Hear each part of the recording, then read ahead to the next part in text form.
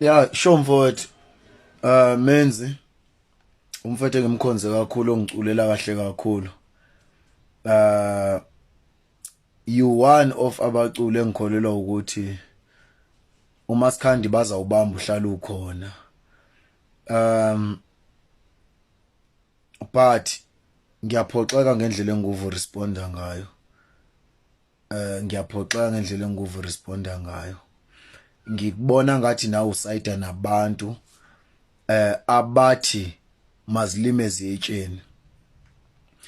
If iyona approach ozengayo kuMasikhandi leyo, angifuni ukuthi ngithini because angiso-manager yakho, angikufakeli imali ku-account but ngiyawuthenga umculo wakho, ngiyawudlala umculo wakho emotweni yami, ngiyawudlala umculo wakho ekhaya, that is a marketing.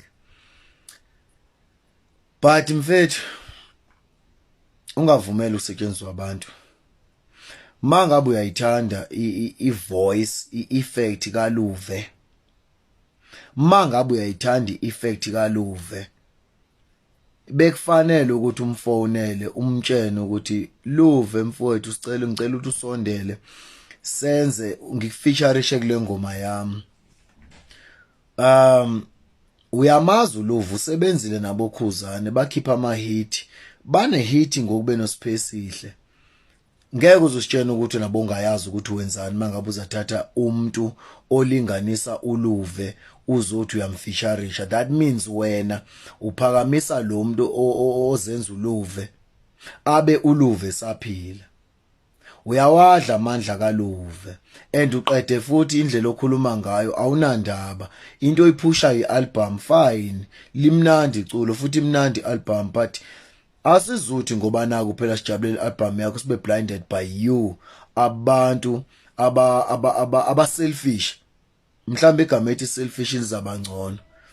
Mina bengilindele ukuthi wena uzasitshengisa umfonele ubhuti uLuve ukhulume naye nibonisane ngalento, not uzositshena ukuthi uyaxolisa uqeda ubonakala ukuthi awuxolisi wena into ijahela ukuzositshena ukuthi ialbum yakho wathi abafethu